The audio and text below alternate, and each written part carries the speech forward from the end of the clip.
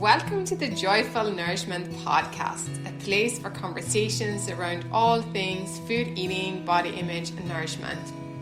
Here we'll explore and unpack all the things that gets in the way of us having a kind, compassionate relationship with food and eating in our bodies, and also how we can find our way back to joyful nourishment in our everyday lives. I'm your host, Lynn Thorstenson, a registered nutrition therapist and body image coach based in the west of Ireland, and I am so glad that you're here.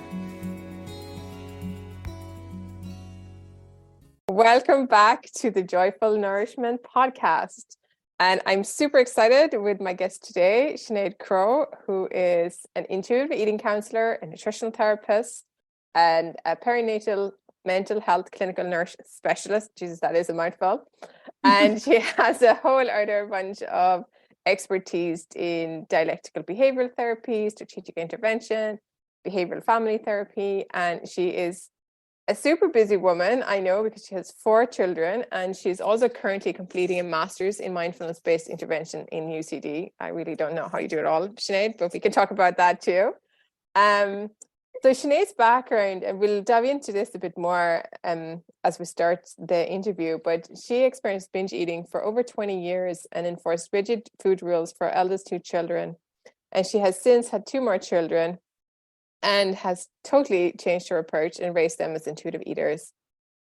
I would say, so I'm just adding this to the introduction here, that Sinead and her sister Gillian, when they started their Intuitive Eating Ireland Instagram account back in 2020, they really put intuitive eating on the map in Ireland, or at least really kind of vocalized the conversation that might have been going on behind the scenes, but you really kind of put it out there, and also helped us connect with all the people who were kind of already having this conversation. And she is now, as a result of all of this, binge free and has a peaceful relationship with food. So Sinead says this once self-professed chocoholic believed she could never be in the company of chocolate without hoovering it up, but now enjoys a life where chocolate is sitting in her fridge because who leaves it in the press all year round, and she can finally take it or leave it. She's passionate about empowering others, particularly mothers who feel like they've no longer recognized their bodies or lives and use food to cope. So thank you, Sinead, for being here. And yeah, I'm really excited. How are you doing? Yeah, thanks for having me, Lynn. You're welcome. Nice to be here. Yeah. So what I have been doing with my guests, and this is because of my own, I suppose in Ireland we say nosy, don't we? Is to really kind of, curiosity is maybe more of an appropriate word, is to kind of come at it, because I'm always interested in like people's backstory around the relationship with food, but also because we're talking about creating a healthier relationship with food, eating in our bodies, and moving away from diets and dieting. So like, how did you kind of like, what does that journey look like for you? That is my question, I think. Yeah, well, I mean, I think like so many people, I think from a very young age, actually, I do remember being quite kind of conscious of my body and feeling like maybe I was like bigger than my friends in school. I definitely remember from a young age feeling kind of like, yeah, just different from my friends. And even though, you know, I really can say actually hand in heart, we were quite lucky. We weren't raised in a household that was kind of, there wasn't like rigid food rules. My mum was quite easy going around food. Like she was a great cook. So she was big into like cooking different foods all the time. So we had lots of wonderful, tasty, delicious meals growing up. We were very blessed. But she was also the type that like would occasionally buy things. When I think back, the things that were kind of like, you know, really deemed as treats in our house would have been like, you know, things like grapes and orange juice and, you know, maybe chocolate Nutella, for example. And like when she would buy them, and I have 3 sisters, like 3 younger sisters, I'm the eldest, we would literally just like inhale them within an hour of her buying them. So she wouldn't then buy them for another maybe 3 or 4 weeks, and the same thing would happen again. So there was definitely this kind of idea of like, the minute you see it, make sure you get it, because if you don't get it quick enough, your sisters are going to have it gone and it won't be there tomorrow. So that was always kind of the message, I think. So I think my disordered eating relationship with food really started when I joined Weight Watchers. I think I was about 16 at the time, and you know, like that. It was sure, like, look at it was like I remember the high, the adrenaline of going in and being given the instructions and this is what you need to do and your little, like the plan, and you're getting your little card, and it's all so exciting. And like anybody who's ever been dieting, and certainly I've been on probably God knows how many over the years, like the first one is easy peasy, isn't it? Like it's so exciting. You're given the rules, you go off, like you of course lose weight the first week, head back, and they're like, oh wow, step in the scale, you know. And it was like that went on for a number of weeks where I thought this is a piece of cake, absolute piece of cake. Until it wasn't. And very quickly, I suppose, the restriction for me kind of evolved into this place of Monday to Friday, I was kind of like being, you know, quote unquote, really good. And I was following the plan, but then inevitably was off the plan over the weekend. And I would just find I started to become quite like, felt like kind of like out of control with food then at the weekend. So this went on obviously over time, and it absolutely evolved into binge eating. And I mean, I never went for any formal like screening or diagnosis, but I mean, I definitely would have met the criteria for a binge eating disorder. So, I mean, I'd done that for a number of years, and whether it was Weight Watchers or whether it was the keto diet or paleo or, you know, Slim World, or like literally the list goes on, the 3-day diet, the juice cleanse, the intermittent fasting. I mean, like, yeah. You've tried them all, I think. I've tried them all. And I have a question there, Sinead, though. Like, yeah. First of all, like you were 16 years old, and I suppose we can say this now when we're much older than that. It's like, who agreed to that, or who kind of like as an adult in your life were kind of like, oh yeah, that's a great idea, Sinead, I think you should go to Weight Watchers. Like, was there anybody who had sort of thoughts about that, or like opposition or even encouragement at that time? You know, I genuinely don't think I got encouragement or opposition. I think it was more of a, okay, if that's, I definitely think that looking back on it, like I remember my dad used to say to us, like we'd go into Weight Watchers, myself and, you know, my sisters. And I mean, he used to kind of joke and say, you're all going in there paying €10 a piece to stand in a scale. But if you want, I'll bring out the weighing scale here and weigh you all for half the price. You know, I'll give you a deal. You know, it's a bit of a joke. But yeah, I mean, they never told us we should go. They never encouraged us to go. But equally, they didn't really question why we were going. But again, I just think it was reflective of, like, it was assumed that dieting and pursuing weight loss was always a good thing. Yeah. Like, I do believe, looking back, like, I think, you know, my parents are certainly a lot more aware now, and I'm sure that's got a lot to do with the conversations they've probably been listening to with myself and Gillian and whatever in the last number of years, my other two sisters. But, you know, but back then, it was very much that, like, this is what, like, as that, oh, that's a great thing, well done, that's going to really improve your health. There was no really understanding, I don't believe, about eating disorders, disordered eating behavior, body image, how dieting can really negatively impact body image. I mean, there definitely wasn't that awareness. So in a way, I suppose I'm really glad that I didn't have a parent that shoved me out the door into Weight Watchers, because unfortunately a lot of people did experience that. Absolutely. And they were kind of given no choice. But equally, I didn't have anybody question it and say, you know, actually, I don't think this is a good idea for you, which is absolutely, I mean, if any child of mine told me that they were planning on joining Weight Watchers now, I would, like, obviously when they're 18, we've no control, right? But I certainly would be having the conversation about what, and express my deep concerns about doing that. But no, there was no kind of major opposition, I would say. Yeah. So, yeah, and I think you touch on something that is, and I mean, that's not, we still see that today. It's like that kind of, well, you know, it's for your health, it's really good. Yeah. Like, without considering all the potential harm that comes with restrictive dieting.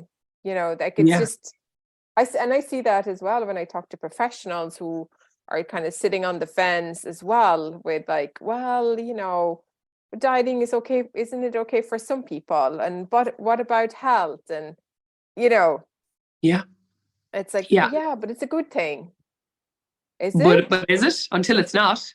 Until it's not. Yeah. And, like, we're definitely still living that world, but I do believe, I mean, I'm heading for 40, so I suppose a couple of decades ago it was even more cemented, and, I suppose so poorly understood. It's not that I think it's not that I think it's evolved enough. Obviously it hasn't. But I do think there is more people that understand it now. Especially eating disorder awareness, I think, has become more, understood. I think so. At least there's a bit more there. And then it's important as well to, like you said, that, you would definitely met the criteria for binge eating disorder, but like never got a formal diagnosis. And I think like it's important to remember like there was only a formal diagnosis in 2013. That's only 10 years ago. So, exactly. Like, I think when I was in depth of my own struggles, it's like, that was way before 2013. So it wouldn't have been in diagnosis to been gotten either. So, or anyway. Yes. Yeah, very true. And I mean, we also know, like statistically, only up to 15% of people will only ever go forward for a screening and potential diagnosis. So, like the reality of it is there's a huge amount of people out there that have never like even told people about binge eating. So I'd say there's so much more struggling with this than we actually realize at all. Yeah, I think so. And because there's so much shame attached to it, and then the shame makes it so lonely and so isolating as well. So that sort of perpetuates that whole, isolation.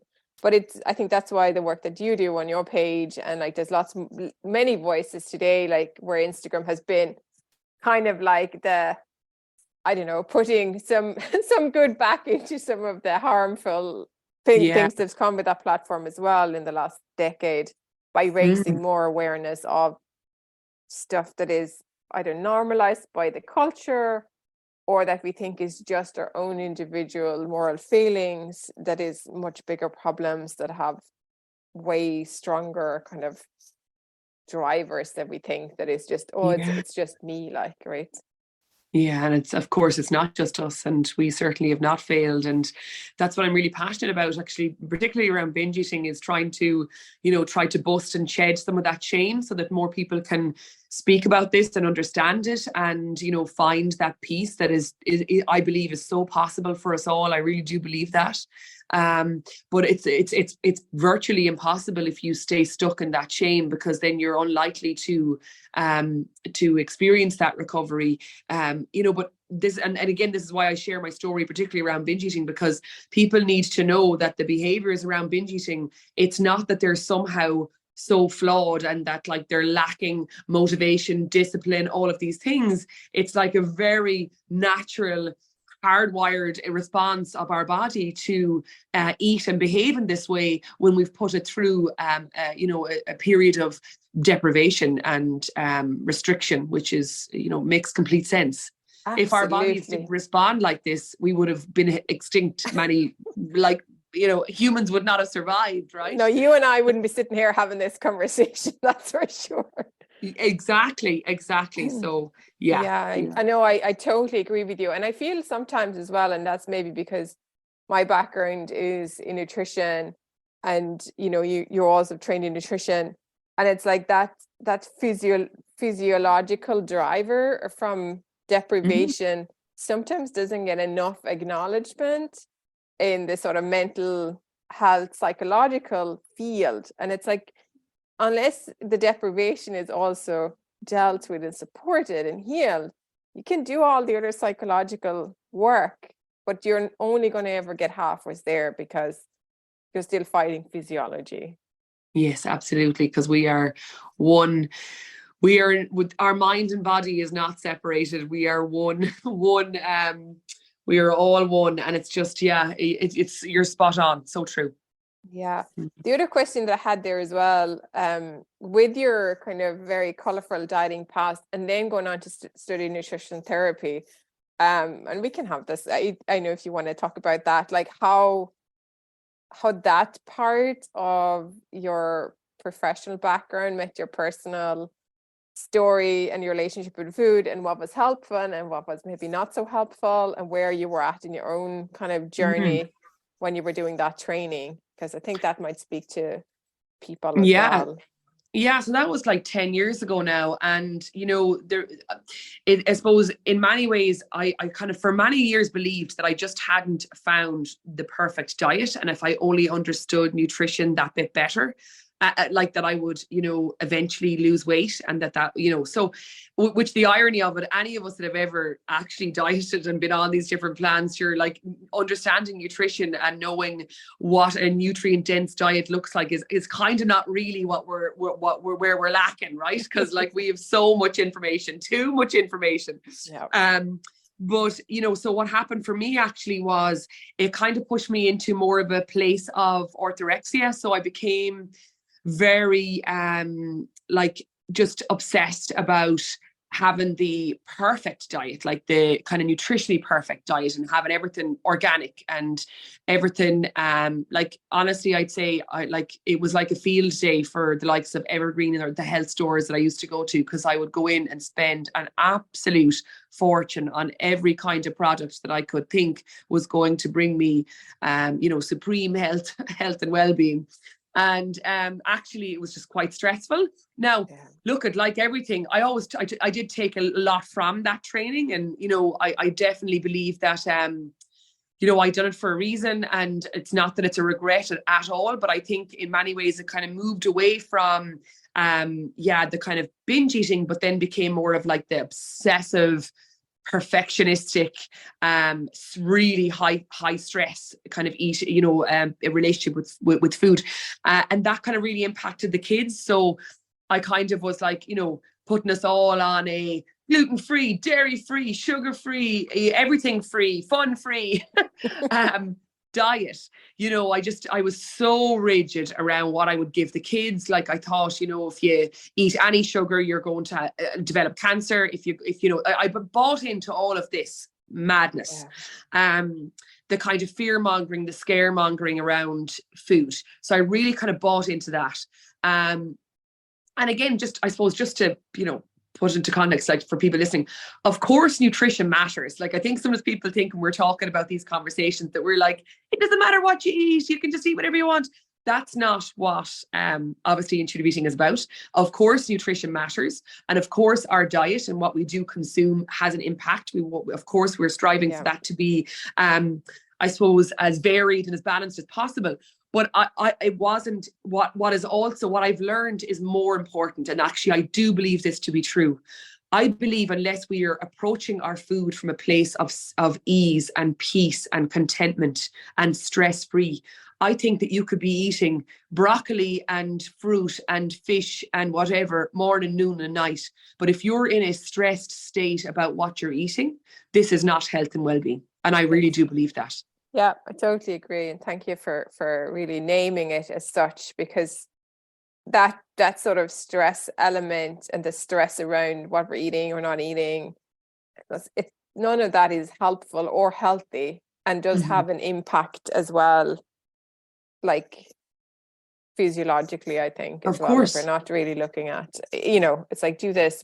And then also what I have been learning, I think, since I became more aware of this social determinants of health and the different, like the other impacts, like nutrition matters, but also there's a whole layer of challenges around accessibilities and affordability and all of those things that aren't necessarily, well, they certainly weren't brought up in my training 15 years ago, but I suppose the world maybe quite was lacking in some of the awareness at the time. But we don't always talk about that either, that it's like, this is great, and there's systemic challenges to make this available for everyone in the way it should or it ought to, I think, as well. Oh my God, definitely. And that you're right, it wasn't focused on my training either. And we were never taught that, like, when we consider health, as you mentioned, the number one determinant of our health is all these kind of social determinants, like, the experiences that so many have, like poverty, unemployment, mental health issues. The list goes on, discrimination, weight discrimination, stigma, all of the impact that has, racism, the list goes on, that people have absolutely no control over. And then, obviously has such an impact on our health. And that's not kind of discussed when we think about, like, what is usually discussed when we talk about health. It's like usually exercise and movement And, you know, there's a few things that are kind of that we have influence over, but even we consider, you know, what we're eating, as you rightly mentioned, we still don't have control over, I mean, what we are eating. Many people, you know, food scarcity, food poverty, it's such a huge issue. I mean, look at the cost of living right now. I mean, I really do get messages from people to talk about how they want to pursue intuitive eating, but they are finding that their diet is limited because they're on such a tight budget. They do feel restricted. So we want to also caveat that actually being really able to eat intuitively and have such a wide variety is a massive privilege. It's a massive privilege. Absolutely. I can go to the supermarket and literally be like, what would I like to put in that today? But that is not in my product today. But that is not the experience of so many. Yeah. And that's really important to mention as well. And that is a lot of, like, within the kind of intuitive eating or health at every size kind of communities, a lot of that has been pointed out in the last few years in conversations around, and rightly so. Yeah. You know, it is, and then it's like how, you know, and we can talk about, you know, what is intuitive eating and part of like the 10 principles. But before we go there, I just want to circle back to kind of, so how did you sort of go then from that sort of extreme rigidity around food, and then at what point did you come across intuitive eating and sort of what happened? Like, so probably about 5 or 6 years ago now, myself and my sister, like, we're very close. Myself and Gillian, you mentioned her earlier on, we started the Instagram page together. Gillian's no longer on social media because she energetically, she's like, oh my God, I have enough. But I continued on, and you couldn't shut me up if you tried. So anyways, here I am still talking about it a few years later. But yeah, about probably 5 or 6 years ago, myself and Jill just were like, you know, I suppose we were in our kind of early 30s, and we kind of were talking about like just life. And the conversation was around like, there has to be more to life. Like, we just gotten to the point where we had spent our entire 20s searching for this diet that was going to make us thin. Like, then it went on to kind of, oh, well, we have to be like so healthy. And I kind of projected all of everything I'd learned in my nutrition and therapy training onto my family, and was like, we need to be eating perfectly. So we went through that like kind of decade of all of that. And then I suppose really we just got to the point of, it was more questioning of it, going like, it's also so boring and so dull to be so consumed by and living your life by and dictated by what you look like. And we started to kind of talk about how we were so bored of the conversation about weight. Like, honestly, we were just so burnt out by it. And I suppose because that kind of happened, we kind of made a pact at one point to stop talking about dieting and weight loss. And that actually was a real game changer. We put that boundary in place. And so once we stopped talking about it, it actually became kind of less of a focus in my life. And then it's like a seed was planted. Oh my God, actually, this feels so much better to not be talking about this all the time.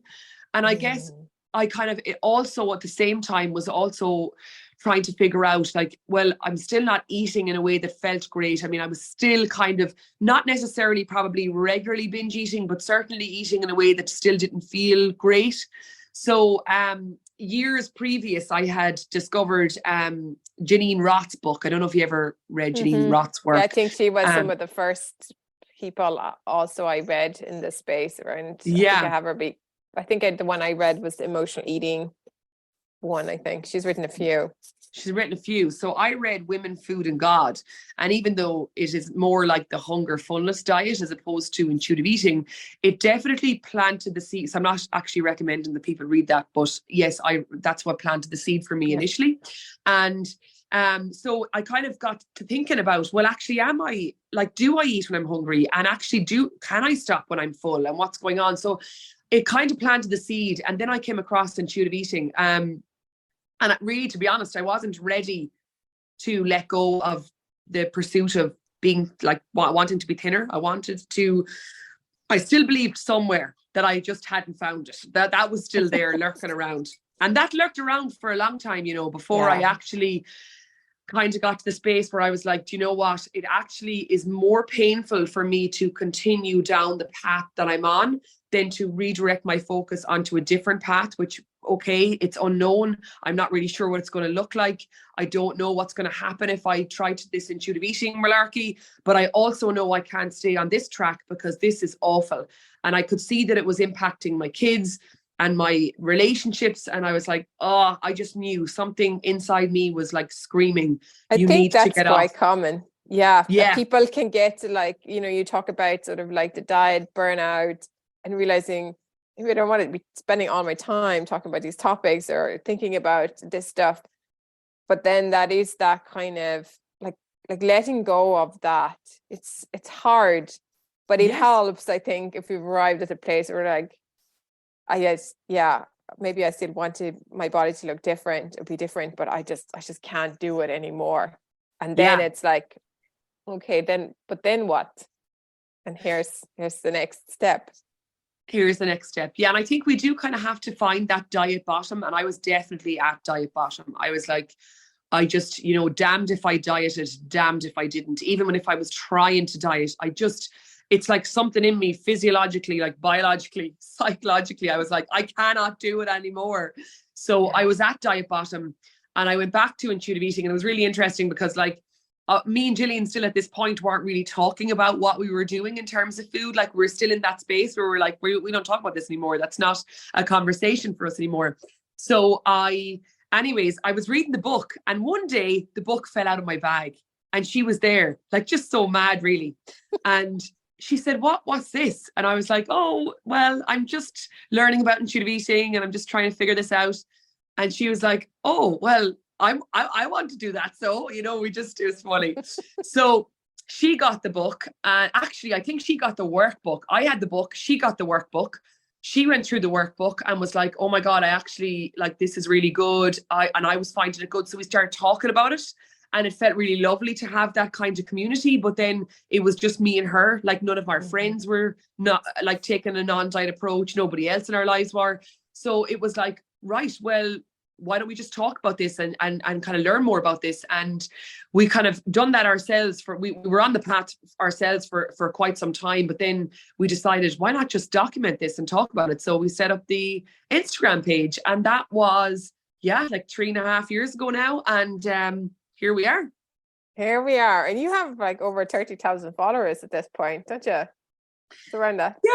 Yeah. No, it's great. It's a lovely little community. Yeah. It's amazing. And I think, it just like, and what you've done with that page is raising the awareness as well, particularly in Ireland, because for the years that I have been in this non-diet space, most of the conversations, including the professionals that I've been connected to and learned from, are all based in the States. Yes. So knowing that there is more people like in Ireland who are having these conversations, who are waking up to the harms around dieting and are also providing steps forward to like, well, if I'm not dieting, then what should I be doing? Or how do I heal and repair my relationship with food and eating and my body? That there is more people kind of offering ways like forward out of that, because I think we can be so left with when we get to that place that you're talking about, is like where the body even says no. It's like, no way, I'm not not doing that anymore. And I've had clients who totally described it as just the way you've said it. So I just couldn't do it. It just, even thinking about it, it's just like absolutely no. But then it's like, well, then what? And like, how do you eat again? How do you know what you like? How do you know how to shop again? Because especially if you've done like lots and lots of different ones where they're all conflicting advice, right? One says eat this and another one says don't eat that. And this one says, oh, sugar is not too bad. And this one says fat is all evil. And the next one says you should eat all the fat. So like people get completely lost in, it's like, so I don't know what to do anymore. Plus, I think we also can sometimes forget like this is where a lot of the psychological support, I think, comes in, where all the time that we've spent on dieting and figure out what's the next and what to eat and not eat, for some people that can also be a great distraction from other things in one's life. And Of now course. there might be more time or more emotions and stuff coming up that may need some support as well as we're Oh, navigating through to the, you know, like eating like in a way that is supportive.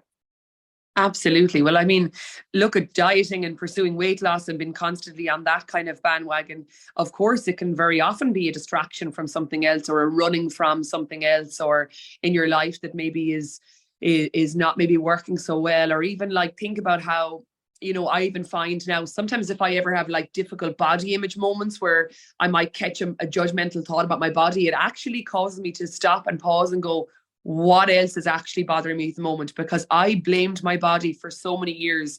Anytime anything ever went wrong, anytime things weren't going well, I redirected that focus to kind of fixing my body. So Yeah. it can very often be a band-aid. Like sometimes we're very quick to blame our body. We're very familiar with what that feels like and what that looks like. And definitely, like you mentioned, the psychological support, like that's the piece that I feel and I'm helping, like I feel like I'm helping people with, is that we do need that support to work through like what's going on.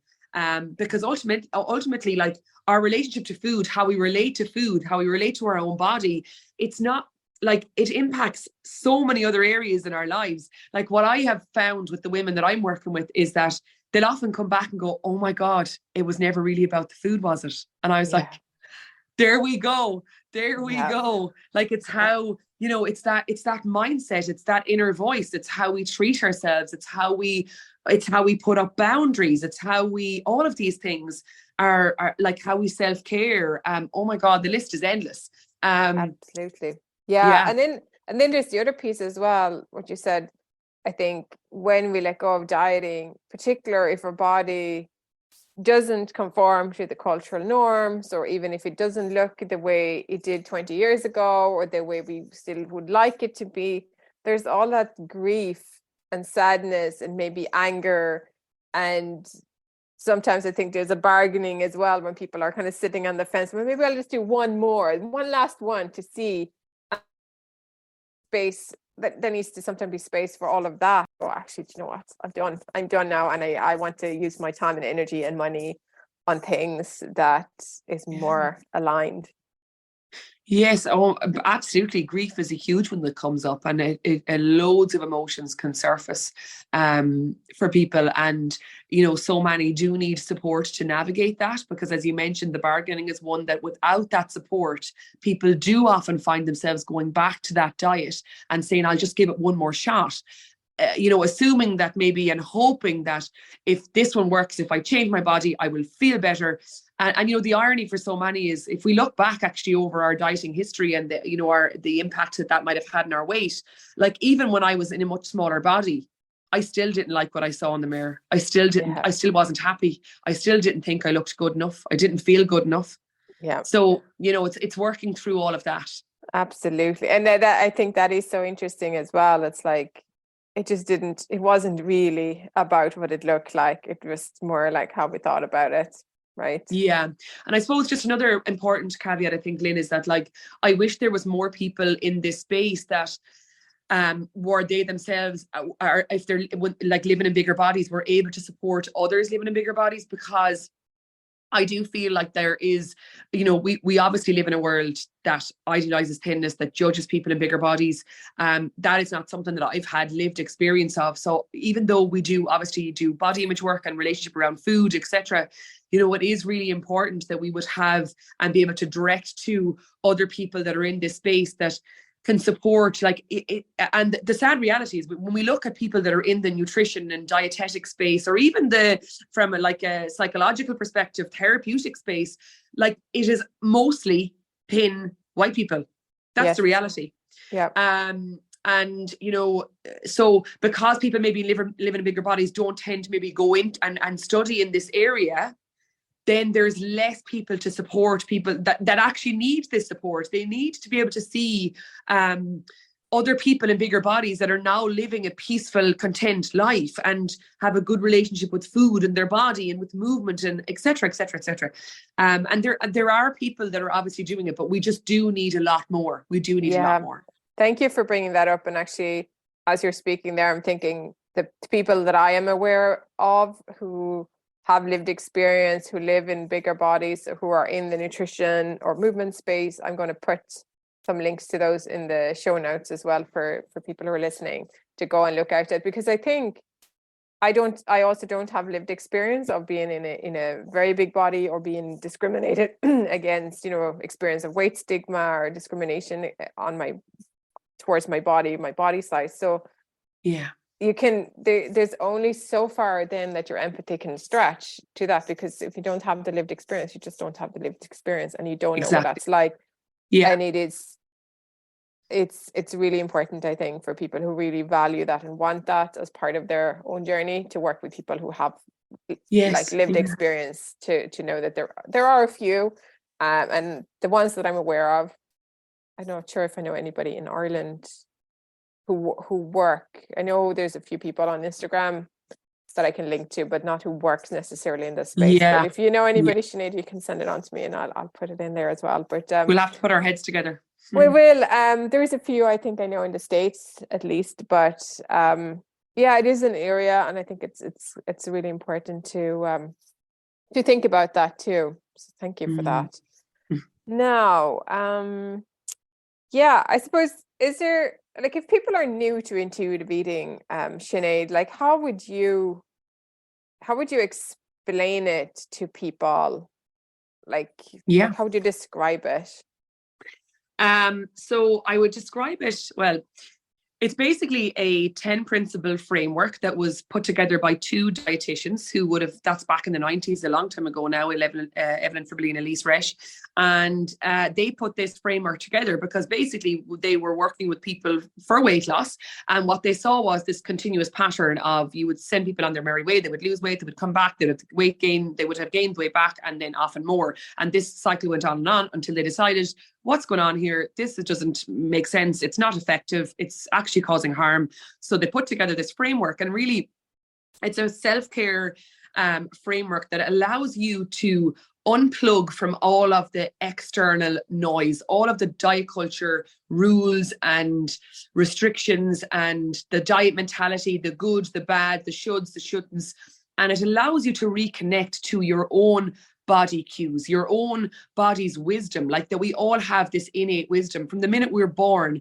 Whether you're bottle fed or breastfed, you know when you're born how much food. You will see babies that will pull away from the bottle or the breast when they've had enough, or they'll even spit up the bit that they didn't need. Look at it. We have that from a very young age. With that we have that from when we're born, but we lose that along the way somewhere when we either go on a diet, or either when somebody around us tells us that our body, we can't trust our bodies. They'll tell us maybe, you shouldn't be eating that amount. You shouldn't want to eat that food. If we've heard any of that messages growing up in our household, then that would have interrupted our body trust and our ability to be attuned to our body's signals and needs.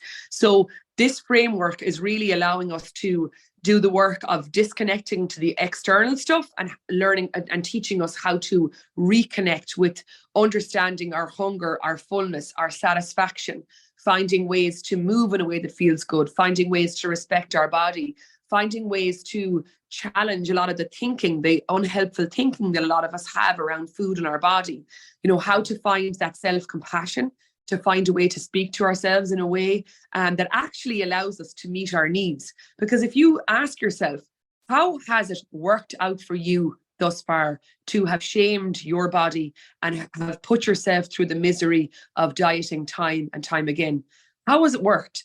Because we know that shame does not motivate positive behavior change. Yeah. So asking ourselves that question, we can kind of redirect our focus to say, do I want to feel better in my body? Do I want to feel less stressed? Do I want to feel more attuned to what my body, like what feels good in my body? Like, there's nothing beats sitting down to a meal where you can eat what you need, that you can stop when you're full, and you know that there's more of this food available to you tomorrow, the next day. You know that you've had something really satisfying that has given you energy, and that you walk away from just feeling truly nourished. There is nothing better than that experience. And that doesn't come on a diet plan or any kind of prescriptive meal plan, etc. It doesn't exist. No. So that's ultimately what intuitive eating does. Yeah, beautiful. And the way you talk about that, like sitting down and having that freedom and flexibility, and that just that knowing as well that I can have this and I can stop because there's more when I need to the next time, is incredibly grounding and healing in and of itself. I think that's kind of the ongoing practice of that is very healing in and of itself, in a ways that I think like supports our nervous system regulation, for example. Now, I don't have any exact scientific resource to point to what I just said, but both my personal lived experience and what I hear from my clients and stuff said, I just feel so much more grounded. I feel much calmer because, hey, the body's getting fed on a regular basis. Who would have thought, you know? Absolutely. But food gives us a sense of safety. You know, anybody that has ever experienced food scarcity, you know, it really activates your nervous system to be unsure if there is food coming the next day. So when you do trust that there is food coming and you know there's no diet around the corner, something happens within us where we do feel that sense of groundedness, and we can actually be more calm in our decisions, and we can approach it with that kind of flexible mindset. We can respond to whatever our needs are, as opposed to this kind of reactivity that so many of us find ourselves in. We're reacting to that kind of diet mentality. You know, anyone that has ever opened a packet of food thinking, oh, I'm only going to have one, but then there's all these rules about you're not allowed anymore. And then before you know it, you're down the end of the packet and you're like, holy shit, how did that happen? And of course it did, because that's your diet restricted mentality. Exactly. And I think as well, and we kind of touched on it, but you know, and when I said earlier as well, like that the deprivation driven eating, which is why the dieting has to go, and the healing around like eating enough and eating regularly and adequately and stuff, like the impact that have on the psychology. Where was I going with this now? Is that that sometimes I feel like there's kind of this pseudo permission that we see, and like even in some of the treatment around eating disorders, it's kind of like, yeah, you can do that, but not too much, because there's anti-fat bias kind of like sort of woven in as well. So it's kind of it's very hard to, I mean, I suppose like specifically say, sometimes it's very overt, but it's kind of like covert. It's just when you've spent a lot of time in weight inclusive spaces and anti-diet spaces, and where the conversation has kind of widened, you can just feel it, can't you? You can just sort of, it's hard to kind of pinpoint what's problematic about that, but something just feels like it's kind of, well, that is okay for you, but not for you, because your body is going to get too big. Oh my God, absolutely it is, because we won't escape that anti-fat bias. And, you know, I think that when when the kind of the conversation is around, oh, but like, yeah, you can eat what you want, that kind of permission. But as you mentioned, you know, there's still that, oh, but maybe but also it has to be a moderate amount of that, you know. And there's still a lot of fear around and judgment around if bodies change. Yet weight gain can be such a sign that your relationship with food and your body and your mental health has improved like drastically. And yet that will be rarely acknowledged, because all that will be seen and judged then is maybe weight gain. And that's just seen as a bad thing. And it's back to that weight and health conversation around, you know, well, weight or too much inverted commas is like, that's bad, without actually having any context for that individual, what that means. Yes. Right. And we don't know, like, you know, the saying goes, it's like the only thing you can tell by judging somebody else's body is your own internalized anti-fat bias. Yes, 100%. You know. So, as we're kind of moving towards wrapping up, I wanted to ask you, Sinead, what joyful nourishment mean to you? Oh, great question. Joyful nourishment for me means, I guess, a lot of it, which is what we would have touched on, but it's being able to be obviously attuned to my body in terms of knowing what types of food would satisfy me right now, what's going to give me energy and help me sleep well and help me concentrate, focus, what's going to help my mood, but also knowing that being attuned to those needs is also not about hitting the nail on the head every single moment. It's not about being so fully present with every bite I ever eat.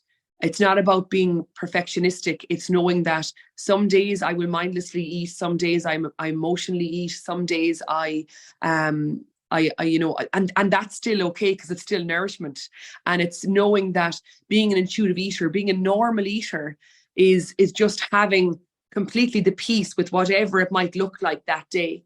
And that there is never any criticism or judgment really about how I'm eating, what I'm eating, when I'm eating. That it's that freedom that is nourishment to me, because it's not just body nourishment, it's my mind, it's my soul. So it's just my whole self. So that to me is true nourishment, because I'm really like, we're always trying to move away from the black and white thinking, the all or nothing, like the peace and all of that lies in the gray. It lies in the middle somewhere. And so I'm always trying to get there and to stay there as best I can. It's evolving work, isn't it? It's always that's ultimately what joyful nourishment means to me. Joyful nourishment is being in the messy middle. Oh, it's being in the messy middle. Absolutely. And what you said there, Sinead, reminded me of this quote from Sharon Salzberg, and she said, "Balance is not a static act." And I just love that. Yes. It just reminds us of this flexibility, right? Just that the freedom is in some of that flexibility. Oh, 100%, yeah. And if you were going to give one kind of takeaway from our conversation, or advice, or some words of encouragement for the listener who's been listening to our conversation today, what would that be? I think for anybody listening, they might be like, oh, this all sounds great. How do I get started? And it's wonderful to have the energy to think about like, oh, I want a piece of that. But I would also, my words of wisdom is relax and take a breath, because you might want all of this, and it's possible for us all. But sometimes it's a bit like how we kind of approach dieting. We want to get in and get started, and we want to figure it all out. And I can tell you, it takes a long time to wrap your head around a lot of what it is that we're talking about, what intuitive eating is, what a non-diet approach to health looks like, to figure out, your own current rules and rigidity or restrictions around food. It's not I'll start intuitive eating Monday kind of a job. Yes. I would say relax about your eating, relax about maybe, how you're going to figure out how you might like to gather information about intuitive eating. So I would say pick maybe whatever mode you find most accessible to you. For some people, they'll really learn well through podcasts. For some people, they might want to just go out and buy the intuitive eating book and just start reading and learning about that. For some people, they might want to watch some YouTube videos of Evelyn Tribbley or whatever, however you might gather that information. But I would honestly say it will take time. So, try to just meet it with lots of patience and compassion, and relax. And this is the first time, if you're considering a non-diet approach to health, if you're considering embracing intuitive eating and thinking, yeah, this sounds good, I want to move towards this, I would say just take your time slowly. Just no need to rush into anything. It will come in good time. I love that. Take your time and take a breath and relax and allow this time to do that, because it is so radically different than dieting. Mm-hmm. And if we've come from years or even decades of dieting, it's going to take time, and it's okay to dip in and out as well for a while people are like figuring things out, because it's going to feel different. So thank you for that. So Sinead, if people want to follow you, look at the work that you do, and know more about where you hang out online and what you offer to the world, where can they find you? So I am on Instagram, which is just intuitive.eating.ireland. So that's the only place I'm kind of online. Apart from then, I have a website. So I run a business with my wonderful friend, Shauna Gibson. And myself and Shauna have got a website called www.intuitiveeatinghub.com. And we on that website have kind of a list of the workshops and the courses and stuff that we do. So we have, at the moment, our doors are closed. They're going to be opening again in September. We do a 12-week course on how to become an intuitive eater, which is like weekly support calls, daily support through a Telegram app, and lots of different modules and content to dig your teeth into. So that's kind of what I'm doing at the moment. Yeah. Excellent. Thank you, Lynn. So thank you. And thank you so much, Sinead, again, for being a guest on this podcast. Oh, you're so welcome. Thank you for listening to Joyful Nourishment. This podcast is produced solely by me with no financial backing, and your support means a lot to keep this project going. If this episode has been helpful in any way, it really helps this podcast to help others if you click like, subscribe, or leave a 5-star review on whatever platform you listen to this podcast on. And of course, you can also subscribe so that you won't miss any future episodes. Find out more about what I do in my private practice and what I offer over on straightforwardnutrition.com. And I am currently taking on new clients, so you will find a link to book in for a free 30-minute session in the show notes if this is something you're interested in. And finally, please come and join the Joyful Nourishment community over on Substack by subscribing to my newsletter.